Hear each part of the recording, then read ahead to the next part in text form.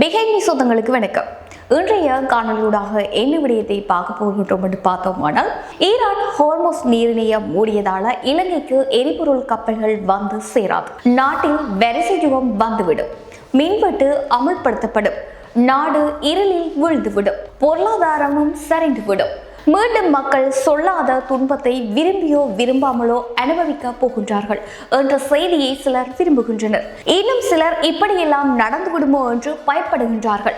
ஆனால் ஈரான் நெருக்கடி இலங்கையில் எப்படி தாக்கம் செலுத்த போகின்றது? பலர் நினைப்பது என்னவென்றால், மத்திய கிழக்கில் போர் மேகம் சூழ்ந்து கொண்டால் எண்ணெய் விநியோகம் வந்து ஸ்தம்பிதம் அடையும். நாட்டின் பாவனைக்கு ஒரு சொட்டு எரிபொருளும் இருக்காது என்று. ஆனால் உண்மையான நிலைமை சற்று வேறுபட்டது.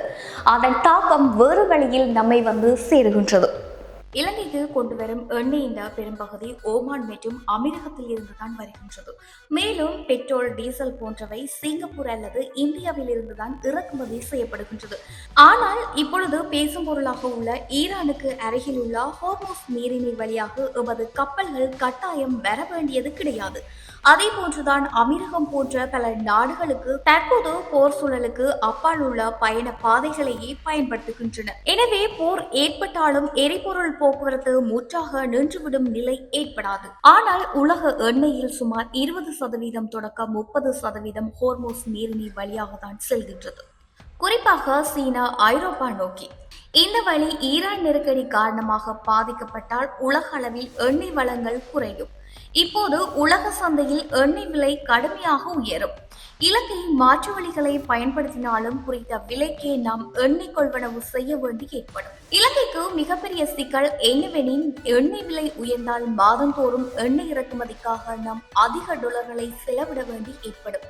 இது நாட்டு நாணய சேமிப்புக்கு பாரிய அழுத்தத்தை தரும். அதை கட்டுப்படுத்த முடியாவிட்டால் மீண்டும் டாலர் பற்றாக்குறை உருவாகலாம் என்றாலும் இப்போதைக்கு பாதிப்புகள் குறைவுதான். ஆனால் இலங்கை இப்போதுதான் பொருளாதார காயத்திலிருந்து மீண்டு வருகின்றது.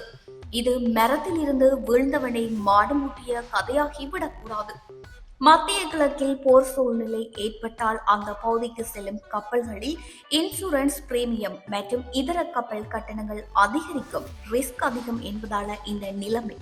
இந்த அதிகரித்த செலவுகள் அனைத்தும் இறுதியில் இலங்கை கொள்வனவு செய்யும் ஒவ்வொரு லிட்டர் எண்ணெய் விலையிலும் சேர்ந்துவிடும்.